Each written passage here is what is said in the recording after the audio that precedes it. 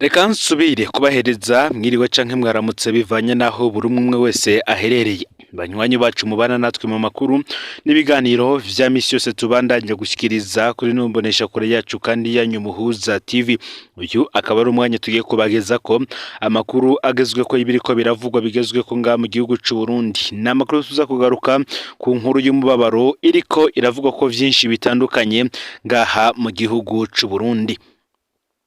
Yoba mu bimenyesha makuru vyandika ku mbuga ngurukana bumenyi nko kuri Facebook mu mirwi ya WhatsApp n'ivyo biriko biraganirwa ko urupfu rw'umusore yitwa Eric Ikoriciza. Inkuru iriko iratangwa cyane ku mbuga ngurukana bumenyi z'abarundi kuveje ku mugoroba n'urupfu rw'umusore Eric Ikoriciza ava ku mutumba wa Butare muri commune Kayogoro ho mu ntara ya Makamba. Umusore avugwa ko yahagaze umutima mu gihe ariko arakora imibonano mpuzabitsina n'umwigeme wo ngaho mu Kayogoro. Benshi iyi nkuru bayihinduye ibitebo. Umusore bakamwita intwari guye ku rugamba, umwigeme nawe ntabara atariko arambikwa. Umuvyeyi afise abana bangana na Eric na Grace hari uwatanze icimviro ciwe tugiye kugaruka ko. Uyu nta wundi ni Pacifique Ninahazwe. Reka tugaruke ku vyo ahejeje gutangaza mu mwanya muto uheze. Icambere Pacifique Ninahazwe agaruka ko ningene igipolisi cihutiye gupfunga Grace. Amakuru ngo yasomye ku rubuga Jimbere magazine avuga ko n'umwigeme yari kumwe na Eric apfunzwe.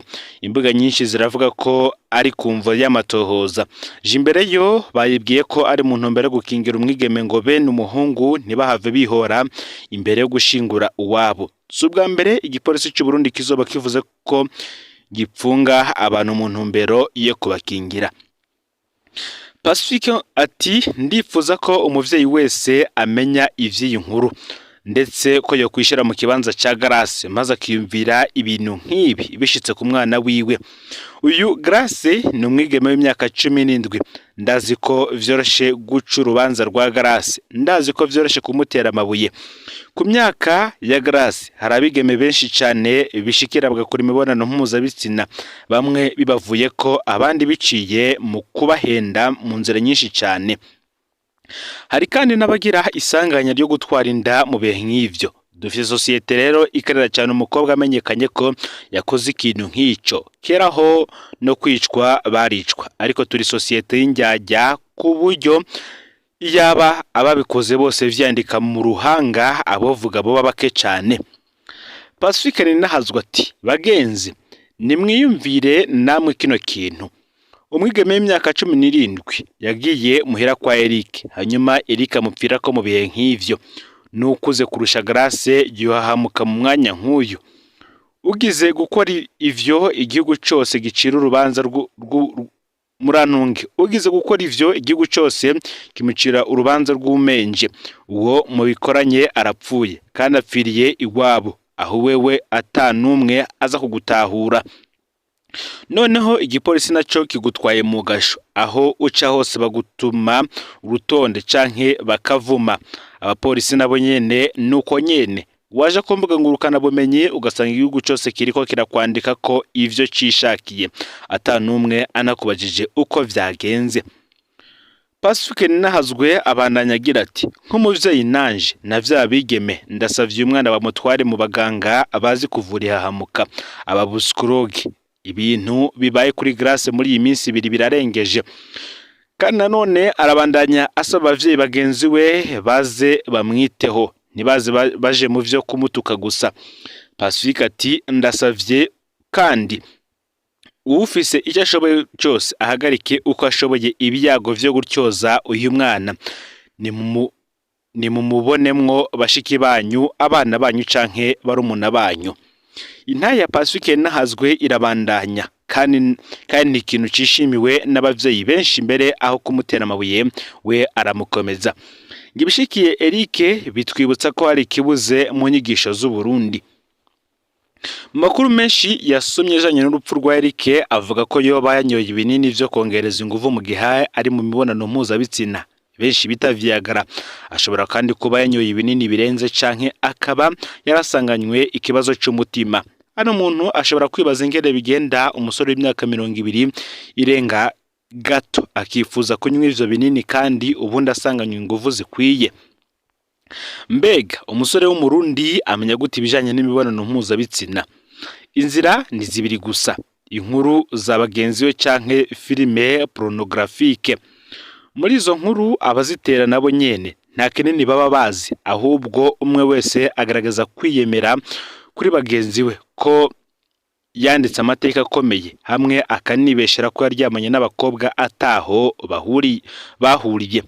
Mu mareresi ya pornography naho abahungu babona guhuza ibitsina bimeze nk'ihiganwa ryo gukomesha abakobwa. Umukobwa muri izo filime basanga ameze nk'igikinisho, objet bakoza ivyo bashaka. Imibonano ikamara amasaha n'amasaha, ntibamenye ko filime baza barayikatagura bagafatanya uduce twinshi, bereka ko ubugabo buhagaze ku bunini bw'igitsina c'umugabo. Aha ntibamenye ko filime nyinshi bamenya kongereza ubwo bunini. Iyo umuntu yumvirije intahe z'abahoze bakina izo filime, niho usanga ivyo berekana ataho bihuriye n'ukuri. Kubw'izo filime abahungu bacu bariko baraba abaja b'abatekamitwe birigwa barabahenda ko bazobaha imiti ibashoboza ivyo babona muri filime. Ni naho biva ko bagiye gukora iyo mibonano barondera kunywa ibinini bibaha izindi nguvu.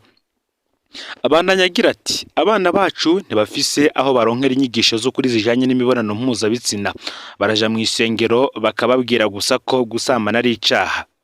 Basoka bagakurikira filime n'ibiyago bibakaburira nyabona gukora imibonano mpuzabitsina hataragera.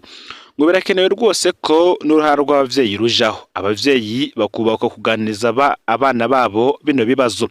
Birakenewe kandi ko no mu mashuri hotunganywa inyigisho zijanye n'imiyabaga y'uno munsi. Birahambaye ko amasengero ategura inyigisho zikomeye zijanye n'urwaruka rw'uno munsi. Givyo bidakozwe abana bacu bazoguma bigishwa na porno gusa. Ingaruka zavyo rero ni ibi bibaye kuri Eric hamwe n'ingo zigoyagoya. Ngo umuhungu arakura akarinda yubaka urugo rwe atazi na gato yuko umubiri w'umukobwa ukora, kugeza naho umuhungu asigara yibaza ko gufata ku nguvu umwigeme ari ukumugirira neza. Pacifique ngarafise kandi ntahe ziteye ubwoba muri archive ziwe. Abahungu batari bake buzuye ubwoba kubera bibaza ko kubaka ari nko kuja mwiheganwa mpuzamakungu ryo kunonora imitsi, competition olympique. Igihe cyose rero bizoba bikimeze gutyo, tuzobura abandi ba Eric benshi, nkuko hari n'abigeme canke abakenyezi batavuga ariko babanye ibikomere bidasanzwe biva ku bumenyi bubi bw'abahungu. Ngo basore, zirya nguvu Imana yabahaye zirakwiye, hahambaye kumenya kuzikoresha neza. Ntabwo Imana yihenze mu kuturema, yaremye abahungu ni nayo nyene yaremye abakobwa, yabikoze neza cyane. Nako kandi Pacifique ntirazwa atagarukiye ngaha gusa yanagarutse kandi ku ruhara rw'abagurisha imiti. Ikindi kibazo gikomeye cyo kwibaza hano, ngo mbega ibinini Eric yo baranyoye yabiguriye hehe? Ese uwabigurishije yoba yaramusiguriye neza igihe bikenewe n'igihe bidakenewe? Yoba yaramumenyesheje ko bishobora kwica ubufise ikibazo cy'umutima? Ngabantu badandaza iyi miti muri za farumasi nibo bandi bo gukorerwa ko maze uwo muti ugatangwa mu gihe hariho umuganga yanditse uko ukenewe. Urupfu rwa Eric ikora iciza, nakama gatewe igihugu n'abavyeyi bose. Urwaruka rwacu rurafise ikibazo kandi rurakeneye inyigisho zijanye n'igihe c'ubu. Ubu abana bafise telefone zibigisha ivyo twebwe tukingana nabo tutigeze tumenya. N'ubudafise telefone ntabura umugenzi ayifise bakarabira hamwe. Hatabonetse rero ngo uburyo bwo kwishura ivyo abana bigira muri izo telefone, tuzobora abandi benshi. Mu kurangiza kandi igifatanije n'abavyeyi babuze umwana wa Eric ikora iciza. Imana babe hafi mu bihe bitoroshe barimwo. Abavyeyi ngo turi bamwe dushigikirane mu bihe nk'ibi. Iki akaba ari cyumviro cyatanzwe na Pacifique Ninahazwe, umwe mu bafise amashirahamwe na gateka kazina muntu, akaba narongoye kandi ishirahamwe Focode, akaba anazwi mu guterera ivyumviro vyiwe cyane cyane babirabana n'iterambere ry'igihugu ndetse n'ibindi vyinshi babiriko n'izindi ngingo nyinshi ziba ziriko ziravugwa irya nino mu gihugu c'u Burundi. Ni mu gihe kandi ibindi vyabaye tukiri muri aya makuru ngo hari imiryango yahatswe gukubitana ipfa ikiziga cy'umuvyeyi yashengeye. Hari nk'isaha 3 z'agatondo kuri uyu munsi igenekerezo wa 14 Myandagaro uyu mwaka w'ibihumbi 2024 ku bitaro by'umwami David biri kwibarabara Peuple Murundi mu gisagara ca Bujumbura, aho umugore akuze yaragwaye yashengera. Imiryango nayo itangura gushwana bivuye ku kutumvikana, ahataha ikiziga kandi hakabera ikigandaro. Muri iyo miryango bamwe bavuga ko ikiziga cota mu Buyenzi ahavuka kandi haba abana biwe b'abahungu, ariko ku ruhande rw'abari bamaze iminsi bamugwaje bavuga ko umuvyeyi bomujana muri quartier Cibitoke kuko ariho yarongowe kandi yaba ngerega akajagari kakomeye gushika naho bashaka kugwana. Abandi nabo bariko biyuha iryosozi kubwo kubura uwabo. Muganga Nzosaba Jolis arongoye ivyo bitaro nkuko yiboneye ivyabaye yagize ati hari nk'isaha 3 z'agatondo aho batangura gushwana badahuriza ahataye ikiziga, ariko twavuye tubabwira ko tubaha uwabo bumvikanye aho bamujana, ariko vyanse ko duca twikora ku nzego z'umutekano. Bahavuye bumvikana ko ikiziga bagitwara mu Cibitoke aho yarongowe kandi yaba. Abandanya agira ati umwe muri bo yahavuye atubwira impamvu bariko barashwana. Burya ngo mu migenzo yabo babuze uwabo iyo umuntu ashengeye ahabereye ikigandaro uburyo bwose bakoresha abatanga ikimazi n'ibindi byose bija aho habereye uwo mugirwa.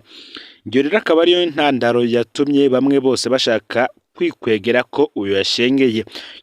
Yongeye ko ati ibintu nk'ibi ntivyari bwashike kuri ibi bitaro, abantu bagapfa ikiziga gusa, twari tumaze kubona abagwanira kugwaza uwabarevye. Bamwe mu baraho bateye ivyasi iyo ngendo bagize bati aho ubona birateye isoni kubona hari imiryango iboneka iyo uwabo ashengeye ariko kiri muzima batamushikako. Abandi bati ivyo babikora kubera imicango canke ibisigi, kuko ahabera ikigandaro ariho batwara ikimazi benshi bagaca bashaka kwikwegera ko nkuko vyavuzwe na muganga. Ni mugihe kandi mu yandi makuru biriko biravugwa ko Igitega igiciro cyo kwinguruza uja imugera cigwi 102 biturutse ku bakirisu bariko bagenda bahagana ku bwinshi. Kuva ku igenekerezo rya 12 Myandagaro ku kwezi Myandagaro uyu mwaka w'ibihumbi 2024 haboneka uruja n'uruza rw'abantu mu gisagara ca Gitega no mu micungararo yaho bariko bagenda ku musozi Mugera muri komine Bugenda naho mu ntara ya Gitega, aho buca abakristo ba Katolika bahimbaza umunsi mukuru w'irizwa mu ijuru rya Bikira Mariya. Bamwe mu bajayo bashima kugenda n'amaguru bagasigura ko harimo kwibabaza kugira berekane urukundo bakunda umuvyeyi. Abandi nabo bakavuga ko itike rijayo ryobagora. Kuba ariko biyunguruza n'ipikipiki igiciro cyo kwiyunguruza ngo cigwije hafi kabiri muri iki gihe cikene ry'igitoro, igiciro aho cahora ku mafaranga ari hagati y'ibihumbi 7 ndetse n'ibihumbi 8 y'amarundi ku muntu umwe, ariko uyu munsi ariha amafaranga ibihumbi 15. Ngo bamwe rero bashima guteranira ipikipiki ari babiri canke batatu bagaheza bakariha amafaranga ari hagati y'ibihumbi 20 ndetse n'ibihumbi 25. Abagendesha amapikipiki bo bagasigura ko iduga ry'igiciro ryatumwe n'ubukene bw'ibitoro. Nubwo biruko kandi bamwe mu biyunguruza bayatanga banezera bakavuga ko ari umunsi mukuru bitegura kuko uba rimwe mu mwaka. Ngaho rero amakuru yaragezwe ko muri kano kanya ufyone subscribe canke sabone niba utari wafyenda kugira ngo tujikikanwa nayo dushikiriza, usangize ano makuru bagenza aho bari hose kugira kandi nabo baje barashikirwa niba biriko biravugwa bigezwe ko ngaha mu gihugu cy'u Burundi. Yaba yariko aravugwa mu gisata ca politike, agateka kazi na muntu, imigenderanire n'ayandi makungu ndetse n'ibindi bisata vyinshi bitandukanye. Nandi yose turiko turabategura ntimuze gucikanwa no Muhuza TV. Imana iba hezagire ibikorwa byanyu vya misi yose muri ko murakora.